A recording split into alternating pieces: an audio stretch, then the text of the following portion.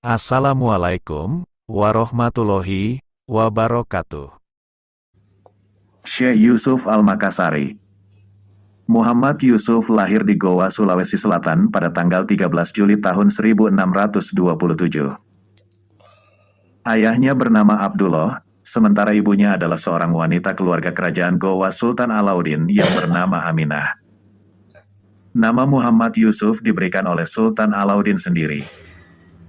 Kesultanan Goa adalah salah satu kerajaan Islam yang terdapat di daerah Sulawesi Selatan. Rakyat dari kerajaan ini berasal dari suku Makassar yang berdiam di ujung selatan dan pesisir barat Sulawesi. Kerajaan ini terletak di wilayah yang sekarang dikenal sebagai Kabupaten Goa dan beberapa kabupaten di sekitarnya termasuk kota Matia Makassar. Muhammad Yusuf dididik menurut tradisi Islam, diajari bahasa Arab, fikih, tauhid dan ilmu-ilmu keagamaan lainnya sejak dini. Sebagai seorang putra keluarga bangsawan, Muhammad Yusuf berkesempatan mengenyam pendidikan yang sangat bagus dengan belajar kepada ulama-ulama ternama pada zamannya, termasuk berkesempatan menimba ilmu di pusat-pusat pendidikan ternama pada zamannya. Karena salah satu pusat pendidikan keagamaan yang bagus berada di Cikoang, sebagai seorang putra keluarga bangsawan, maka Muhammad Yusuf pun berkesempatan belajar ke sana. Cikoang pada saat itu merupakan perkampungan para guru-guru agama. Mereka adalah keluarga-keluarga Said Arab yang diyakini sebagai keturunan zuriat Rasulullah Muhammad Shallallahu Alaihi Wasallam. Pada usia 15 tahun Muhammad Yusuf belajar di Cikoang pada seorang sufi, ahli tasawuf, mistik, guru agama, dan dai yang berkelana. Beberapa di antara para guru Muhammad Yusuf yang terkenal adalah Syekh Jalaluddin, Said Balawi At-Tahir dan Daeng Ritas Samang. Secara geografis, Cikoang saat ini berada termasuk ke dalam wilayah Kecamatan Mangarabombang Kabupaten Talakar yang terletak di bagian selatan Provinsi Sulawesi Selatan dengan jarak 60 km dari kota metropolitan Makassar. Hingga saat ini, di Cikoang terkenal dengan ritual Maulid Akbar Cikoang atau biasa disebut Maudu, Lompoa Cikoang, dalam bahasa Makassar, yang merupakan perayaan untuk memperingati hari kelahiran Nabi Muhammad Shallallahu Alaihi Wasallam. Dalam perayaan ini digelar berbagai atraksi budaya dengan ritual-ritual keagamaan yang digelar setiap tahun di bulan Rabiul Awal. Berdakwah dan mengembara. Sekembalinya belajar dari Cikoang, Muhammad Yusuf menikah dengan seorang putri Sultan Goa. Pada usia 18 tahun kemudian, Muhammad Yusuf memulai pengembaraannya dalam menuntut ilmu. Pada tahun 1644, dengan menumpang kapal Melayu, Muhammad Yusuf segera berlayar untuk menunaikan ibadah haji dan memperdalam ilmu-ilmu agama di Timur Tengah. Sesuai rute perjalanan kapal Melayu yang singgah di berbagai pelabuhan kerajaan-kerajaan Nusantara waktu itu, Muhammad Yusuf banyak menyinggahi berbagai daerah Nusantara. Salah satu yang kemudian menjadi sangat penting dalam perjalanan hidup dan perjuangan Muhammad Yusuf adalah Banten, sebuah pelabuhan dagang yang dikendalikan oleh Kerajaan Islam Banten. Sebagai seorang bangsawan, Muhammad Yusuf bersahabat dengan putra mahkota yang kelak memerintah sebagai Sultan Ageng Tirtayasa, tahun 1651 sampai tahun 1683, seorang penguasa terakhir Kesultanan Banten. Selain Banten, Muhammad Yusuf juga sempat singgah di Aceh dalam perjalanan pengembarannya ini.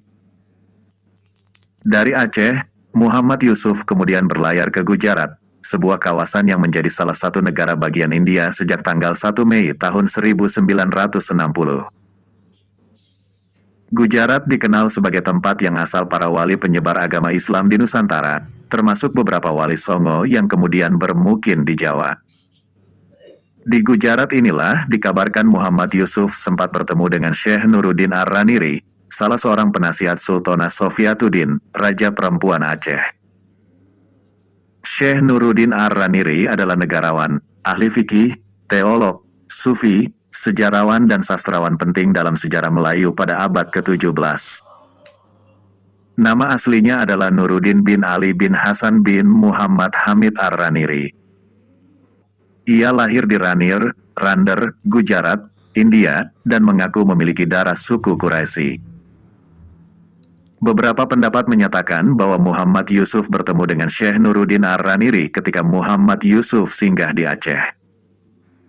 Hal ini didasarkan pada pendapat yang menyatakan bahwa Syekh Nuruddin Ar-Raniri meninggal dunia pada 22 Zulhijjah 1069. Tanggal 21 September tahun 1658. Di Aceh.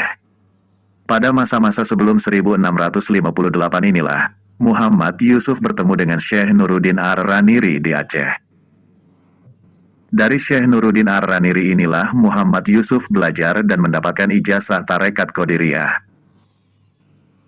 Dari Aceh, Muhammad Yusuf kemudian bertolak ke Gujarat, Yaman, Damaskus, Suriah, hingga akhirnya ke Mekah dan Madinah.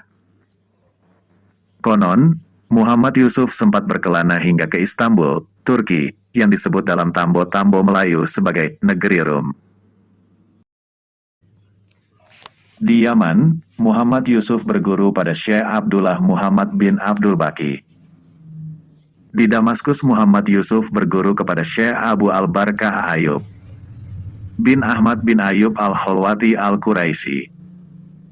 Konon gurunya inilah yang memberikan lakob, gelar panggilan, kepada Muhammad Yusuf dengan Al-Makassari. Syekh Abu Al-Barkah adalah gurunya yang memberikan ijazah tarekat Khalwatiyah kepadanya. Kelak, setelah Muhammad Yusuf menjadi seorang mursyid, ijazah tarekat Khalwatiyah inilah yang kemudian menjadikannya dikenal sebagai Syekh Yusuf Tajul Khalwati. Semenjak berada di Haramain, Makkah Madinah, Muhammad Yusuf telah dipandang sebagai guru agama oleh orang-orang Melayu Indonesia yang datang naik haji ke Tanah Suci. Konon Muhammad Yusuf yang telah menjadi guru dan dipanggil sebagai Syekh Muhammad Yusuf Al-Makassari ini sempat menikah dengan salah seorang putri keturunan Imam Syafi'i di Mekah yang meninggal dunia waktu melahirkan bayi. Sebelum akhirnya pulang kembali ke Nusantara, Syekh Muhammad Yusuf Al-Makassari sempat menikah lagi dengan seorang perempuan asal Sulawesi di Jeddah. Berjuang melawan penjajahan. Dengan kedua istrinya, istri pertama yang menemaninya selama berkelana dan istri ketiga yang baru dinikahinya sewaktu di Jeddah, Syekh Yusuf Al-Makassari pun kembali ke Nusantara. Beberapa sumber menyebutkan, Syekh Yusuf Al-Makassari tidak pernah kembali ke Goa, namun langsung menetap di Banten. Sementara beberapa pendapat menyebutkan, setelah Kesultanan Goa mengalami kekalahan dalam peperangan melawan Belanda, Syekh Yusuf Al-Makassari kembali berlayar ke Banten, ke tempat sahabatnya semasa remaja yang kini telah menjadi seorang raja bergelar Sultan Ageng Tirtayasa. Di Banten, sekitar tahun 1670 Syekh Yusuf Al-Makassari diangkat menjadi mufti, penasehat spiritual, dengan murid dari berbagai daerah, termasuk 400 orang asal Makassar yang dipimpin oleh Ali Karaeng Bisai. Syekh Yusuf Al-Makassari tinggal kemudian menikah lagi dengan putri Sultan Ageng Tirtayasa. Kedalaman ilmu yang dimiliki Syekh Yusuf menjadikan beliau begitu cepat terkenal dan menjadikan Banten sebagai pusat pendidikan Islam. Banyak murid-murid yang berdatangan dari berbagai penjuru negeri untuk belajar kepada Syekh Yusuf Al-Makassari. Di samping mengajarkan tentang ilmu-ilmu syariat, beliau juga mengajarkan ilmu bela diri untuk berjuang bersama melawan penjajah Belanda. Sehingga banyak di antara para pendekar di Kesultanan Banten adalah murid Syekh Yusuf Al-Makassari. Murid-murid Syekh Yusuf Al-Makassari terkenal sebagai pendekar-pendekar Banten yang kebal terhadap senjata membuat pasukan Belanda kalang kabut. Syekh Yusuf Al-Makassari memiliki pengaruhnya yang sangat besar terhadap rakyat Banten untuk melawan penjajah Belanda. Syekh Yusuf Al-Makassari memiliki peran sangat penting dalam penyerbuan Banten ke Batavia. Ketika Belanda berhasil memecah belah serta mengadu domba terhadap keluarga Sultan, maka Banten terpaksa direpotkan oleh pemberontakan dari dalam keluarga kerajaan sendiri. Sultan Ageng Tirtayasa pun terpaksa berperang melawan putranya sendiri yang bernama Sultan Haji dengan dukungan militer Belanda. Syekh Yusuf Al-Makassari beserta 4.000 tentara Makassar dan Bugis memihak Sultan Ageng Tirtayasa. Ketika pasukan Sultan Ageng dikalahkan Belanda tahun 1682, Syekh Yusuf Al-Makassari pun turut terlibat dalam perang gerilya. Syekh Yusuf Al-Makassari terus memimpin pasukannya bersama Pangeran Purbaya mengobarkan perang gerilya. Pasukan yang dipimpinnya bergerilya hingga ke Karang dekat Tasikmalaya. Namun pada tahun ini juga Syekh Yusuf Al-Makassari dapat ditangkap oleh Belanda. Awalnya, Syekh Yusuf Al-Makassari ditahan di Cirebon kemudian dipindahkan ke Batavia, Jakarta. Karena pengaruhnya yang begitu besar dianggap membahayakan kompeni Belanda, Syekh Yusuf Al-Makassari dan keluarga kemudian diasingkan ke Sri Lanka. Pada bulan September tahun 1684, Syekh Yusuf Al-Makassari bersama dua istrinya, beberapa anak, 12 murid, dan sejumlah perempuan pembantu dibuang ke Pulau Ceylon, kini Sri Lanka. Sementara Sultan Ageng Tirtayasa sendiri berhasil ditangkap dan dikurung di Batavia hingga meninggal sebagai tawanan Belanda pada tahun 1692. Karena telah berada dalam pengasingan Belanda, maka sejak di Sri Lanka inilah secara praktis, Syekh Yusuf Al-Makassari tidak lagi dapat menjalani dan memimpin perjuangan fisik. Maka Syekh Yusuf Al-Makassari pun mulai mencurahkan seluruh hidupnya untuk diabdikan dalam penyebaran dan pengembangan agama Islam. Syekh Yusuf Al-Makassari kemudian menulis karya-karya keagamaan dalam bahasa Arab, Melayu, dan Bugis.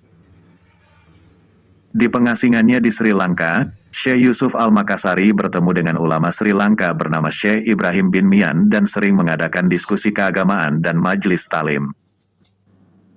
Pembahasan tentang konsep tasawuf yang diajarkan oleh Syekh Yusuf Al-Makassari sangat menarik minat para ulama serta jamaah setempat dan mereka meminta kepada Syekh Yusuf Al-Makassari untuk membuat sebuah kitab tentang tasawuf. Syekh Yusuf Al-Makassari akhirnya mengarang kitab tentang konsep tasawuf yang berjudul Kaifiyatut Tasawuf. Dari pengasingannya, Syekh Yusuf Al-Makassari aktif menyusun sebuah jaringan Islam yang luas di kalangan para jamaah haji yang singgah di Sri Lanka, di kalangan para penguasa, dan raja-raja di Nusantara. Melalui jamaah haji yang singgah ke Sri Lanka, Syekh Yusuf masih dapat berkomunikasi dengan para pengikutnya di Nusantara. Para kafilah haji inilah yang membawa karya-karya Syekh Yusuf Al-Makassari ke Nusantara sehingga dapat dibaca di Indonesia sampai sekarang. Di Sri Lanka, Syekh Yusuf Al-Makassari tetap aktif menyebarkan agama Islam, sehingga memiliki murid ratusan, yang umumnya berasal dari India Selatan. Dakwah tiada henti. Mengingat aktivitas dakwah Syekh Yusuf Al-Makassari yang terus meningkat dan dinilai membahayakan stabilitas politik penjajahan Belanda, maka VOC lalu mengambil keputusan memindahkan Syekh Yusuf Al-Makassari ke Kaapstad di Afrika Selatan. Belanda khawatir dampak dakwah agama Syekh Yusuf Al-Makassari akan berpengaruh buruk bagi dan politik Belanda di Nusantara. Murid-murid Syekh Yusuf Al-Makassari terus mengobarkan perlawanan-perlawanan yang mengancam kekuasaan Belanda di Nusantara. Dalam usia 68 tahun, Syekh Yusuf Al-Makassari beserta rombongan pengikutnya terdiri dari 49 orang tiba di Tanjung Harapan tanggal 2 April tahun 1694 dengan menumpang kapal Voetbok. Syekh Yusuf Al-Makassari ditempatkan di Zandvliet, desa pertanian di Muara Eerste Rivier, dengan tujuan supaya tidak bisa berhubungan dengan orang-orang Indonesia yang telah datang lebih dahulu. Syekh Yusuf Al-Makassari membangun pemukiman di Capetown yang sekarang dikenal sebagai Makassar. Bersama ke-12 pengikutnya yang dinamakan imam-imam, Syekh Yusuf Al-Makassari memusatkan kegiatan pada menyebarkan agama Islam di kalangan budak belian dan orang buangan politik, termasuk di kalangan orang-orang Afrika kulit hitam yang telah dibebaskan dan disebut Frisuarten. Syekh Yusuf Al-Makassari terus berjuang menyebarkan syiar Islam, memelihara dan mempertahankan agama Islam di Afrika Selatan. Syekh Yusuf Al-Makassari kemudian hidup sebagai sufi yang mengajarkan tarekat Qadiriyah, Satariyah, dan Rifaiyah di kalangan Muslim Afrika Selatan. Karomah dan kewalian. Sebagai seorang mursyid tarekat, Syekh Yusuf Al-Makassari dikisahkan memiliki berbagai karomah dan kewalian. Salah satu yang sangat terkenal adalah mengislamkan kapten kapal yang membawanya ke pengasingan terakhir menuju Afrika Selatan. Menurut cerita, dalam pelayaran yang membawanya menuju Kaapstad, atas kapal Voetbok yang ditumpanginya beserta rombongan dihantam oleh badai besar yang membuat nahoda berkebangsaan Belanda, Van Beren, ketakutan karena mengira kapalnya akan tenggelam. Namun berkat wibawa dan karisma Syekh Yusuf Al-Makassari, kapten beserta nahkoda kapal dapat tetap tenang dan mengendalikan kapal dengan selamat sampai di Kapstad. Akibat pengalaman tersebut, sang kapten memeluk agama Islam dan turut tinggal di pengasingan bersama Syekh Yusuf Al-Makassari. Sampai sekarang keturunan kapten kapal ini tetap memeluk Islam Muslim masih bermukim di Afrika Selatan. Di Afrika Selatan, Syekh Yusuf Al-Makassari tetap berdakwah dan memiliki banyak pengikut. Ketika ia wafat pada tanggal 23 Mei tahun 1699 M.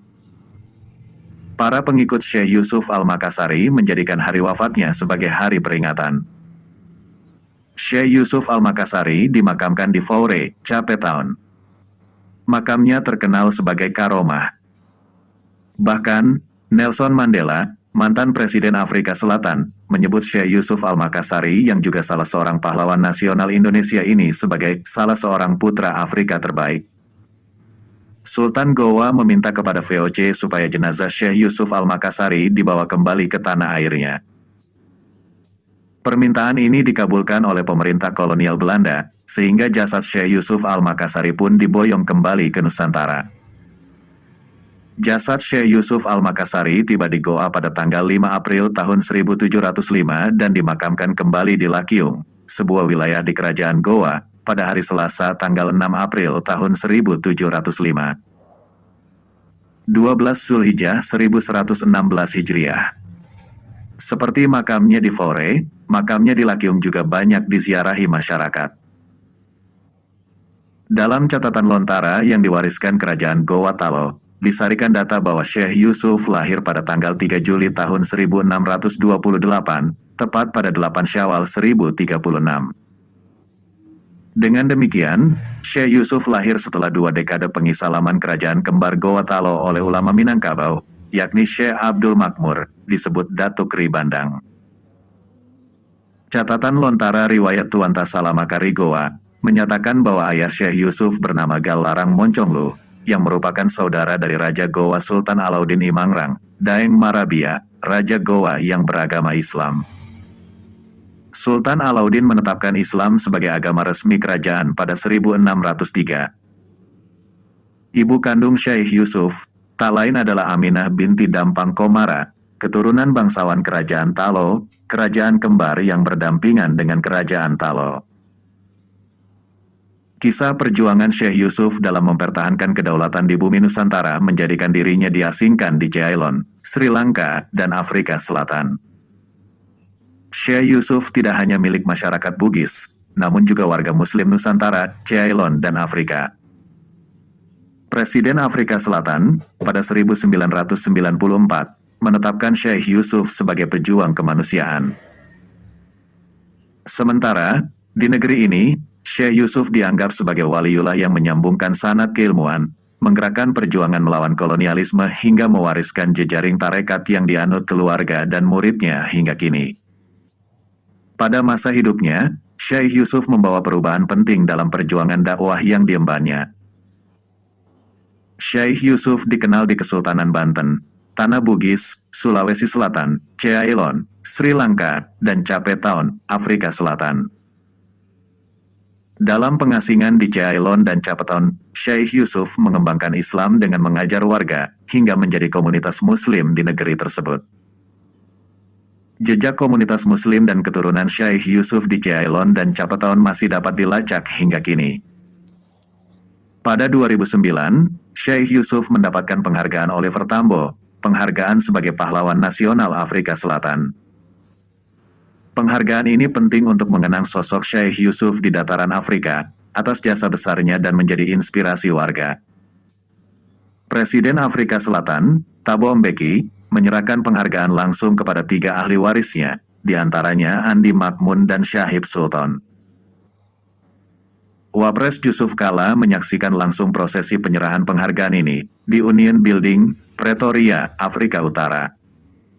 Dari bumi Bugis. Lahir di tanah Bugis, Syekh Yusuf mendapat tempaan pendidikan Islam dari keluarga dan ulama di kampungnya. Beliau mengaji Al-Quran kepada Daeng Ri Tamasang. Setelah itu, ia berkelana ke pesantren Bontoala untuk mengaji ilmu-ilmu bahasa, semisal Nahu, Sorof, Balagah, dan Mantik. Pada waktu itu, Syekh Yusuf mengaji kepada ulama asal Yaman, Syekh Ba'alawi bin Abdullah, yang dikenal sebagai Al-Alama Thohir, pengasuh pesantren Bontoala. Setelah menamatkan belajar di Bontoala, Syekh Yusuf melanjutkan mengaji kepada Syekh Jalaluddin Aidit, ulama asal Aceh yang mengembara ke Bugis. Di bawah asuhan Syekh Jalaluddin, di pesantren Cikoang, belajar selama beberapa tahun. Syekh Jalaluddin kemudian mengutus Syekh Yusuf untuk belajar ke Tanah Hijaz, untuk mengaji lebih intens kepada ulama-ulama Haramain.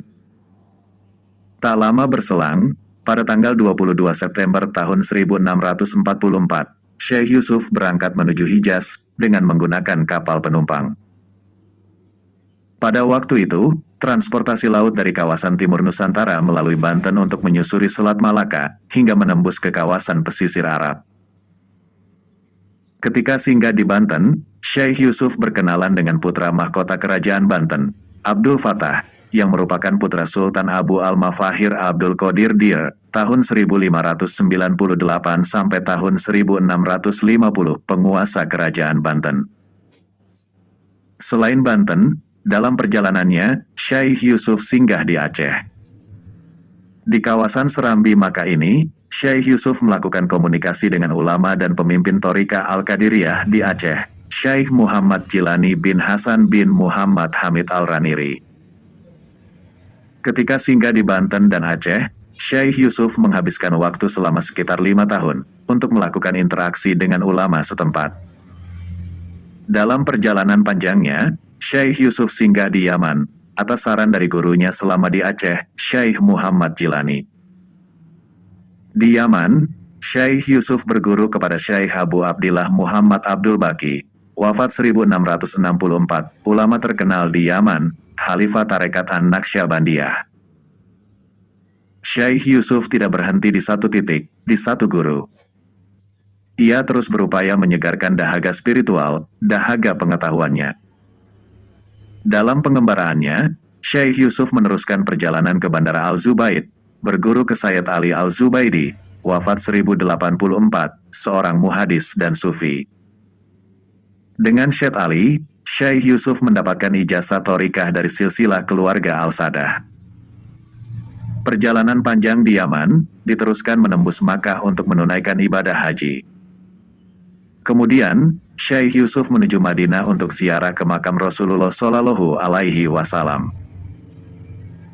Di kota ini, Syekh Yusuf berguru kepada Syekh Ahmad Al-Kushi, wafat 1661, Mula Ibrahim Al-Kaurani, wafat 1690, dan Hasan Al-Ajami, wafat 1701. Tiga ulama inilah yang menjadi referensi keilmuan dan tradisi tasawuf yang menyambungkan jaringan ulama Nusantara dengan ulama Haramain. Syekh Yusuf masih belum puas dengan dahaga pengetahuan dan kehausan akan guru yang mencerahkan. Ia terus berjalan menuju Syam, Damaskus, dan Turki. Di Syam, Syekh Yusuf memperdalam pengetahuan dan mengasah kepekaan batin kepada beberapa guru. Di antaranya, Syekh Abu Al-Barakat Ayub bin Ahmad Al-Halwati Al-Quraisi. Setelah berkelana Syam dan Turki, Syekh Yusuf kembali ke Makkah untuk mengaji dan mengajar. Ketika musim haji tiba, Syekh Yusuf mengajar santri-santri Nusantara, terutama yang berasal dari kawasan Bugis. Di antara murid-muridnya ialah Syekh Abu Alfat Abdul Basir Al-Darir, Tuan Rapang, Abdul Hamid Karaeng Karunrung dan Abdul Qadir Majeneng. Merekalah yang kemudian meneruskan ajaran tarekat Halwatiyah Syekh Yusuf di Tanah Bugis. Sufisme Syekh Yusuf. Bagaimana Sufisme Syekh Yusuf yang diwariskan kepada keturunan dan pengikutnya? Dalam pandangan Syekh Yusuf, Allah tidak ada yang menyerupai, tidak ada yang menandingi. Sesungguhnya, Allah Ta'ala disifati dengan ayat Al-Quran Asy-Syura ayat 11, dan surat Al-Ikhlas yaitu, tiada Tuhan apapun yang menyerupainya. Konsep Tauhid Syekh Yusuf tidak lepas dari konsep Tauhid Ahl As-Sunnah wal Jamaah yang menetapkan zat dan sifat bagi Allah, sebagaimana yang terkandung dalam Al-Quran. Syekh Yusuf menyebutnya sebagai Al-I'tiqad, induk dari keimanan. Baginya, ayat tersebut menegaskan bahwa dasar tauhid yang sebenarnya mesti dipegangi dan diyakini. Bahwa, unsur-unsur ketauhidan yang mesti diyakini orang yang menjalani suluk, pendekatan, diantaranya. 1. Tauhid al-ahad, meyakini bahwa sesungguhnya Allah adalah wujud qadim, tidak berpemulaan, qiyamuhu bi nafsih, berdiri sendiri, muqawwim li ghairih, mengadakan selainnya. Allah Maha Tunggal, tidak bermula wujudnya, tiada ujungnya, dan tiada serupanya. 2. Tauhid al-afal, meyakini bahwa sesungguhnya Allah, pencipta segala sesuatu. Dialah yang memberi daya dan kekuatan dalam melaksanakan segala urusan. Allah berkehendak, dan semua kehendak manusia berada dalam kehendak Allah. 3. Tauhid al-mayyah, meyakini bahwa sesungguhnya Allah bersama hambanya dimanapun berada. 4. Tauhid al-hatah, meyakini bahwa sesungguhnya Allah meliputi segala sesuatu. Dimensi tasawuf Syekh Yusuf bergerak dalam konsep keyakinan terhadap Allah, mengelaborasi konsep tauhid sebagai pintu masuk untuk mengenal zat yang maha besar, Allah Maha Agung. Inilah jalan pembuka, yang disadari Syekh Yusuf sebagai pelajaran awal bagi pengikutnya untuk mengenal Allah, mengenal Sang Pencipta. Dalam risalah Al-Futuhah Al-Ilahiyah, Syekh Yusuf merinci rukun tasawuf dalam 10 perkara. Bagi Syekh Yusuf rukun tasawuf ini, menjadi penting bagi salik untuk berada dalam garis perjalanan mendekat menujunya. 10 rukun tasawuf, yakni: pertama, tahrid al-tauhid, memurnikan ketauhidan kepada Allah, dengan memahami makna keesaan Allah, yang disarikan dari kandungan surat Al-Ikhlas. Selain itu, meyakini Allah dengan menjauhi sifat tasbih dan tajsim. Kedua, faham al-simai, bermaksud memahami tata cara menyimak petunjuk dan bimbingan Syekh Mursyid dalam menjalani pendekatan diri kepada Allah. Ketiga, husn al-isra, bermaksud memperbaiki hubungan silaturahmi dan pergaulan. Keempat, itar al-itar, bermaksud mendahulukan kepentingan orang lain daripada kepentingan diri sendiri demi mewujudkan persaudaraan yang kukuh. Kelima, tark al-ikhtiyar, bermaksud berserah diri kepada Allah tanpa iktimat kepada ikhtiar sendiri. Keenam, surat Al-Wujud, memahami secara jernih hati nurani yang seiring kehendak Al-Haq. Ketujuh, Al-Kaf'an al-Khawatir, bermaksud membedakan yang benar dan salah. Kedelapan, Katrat al-Safar, bermaksud melakukan perjalanan untuk mengambil itibar dan melatih ketahanan jiwa. Kesembilan, Tark al-Iktisab, bermaksud mengandalkan usaha sendiri, akan tetapi lebih bertawakal kepada Allah setelah berusaha. Kesepuluh, Tahrim al-Idhar, bermaksud tidak mengandalkan pada amal yang telah dilakukan, melainkan tumpuan harapannya kepada Allah. Bagi Syekh Yusuf, manusia yang sempurna, al-insan al-kamil, merupakan manusia yang sampai ke makam marifat. Bukan hanya manusia biasa yang berislam secara dangkal. Syekh Yusuf memberi penekanan tentang hakikat marifat dalam kekhususan tingkatan manusia sebagai al-insan al-kamil. Manusia sempurna akan ingat Allah dalam segala urusan, kapanpun dan dimanapun berada.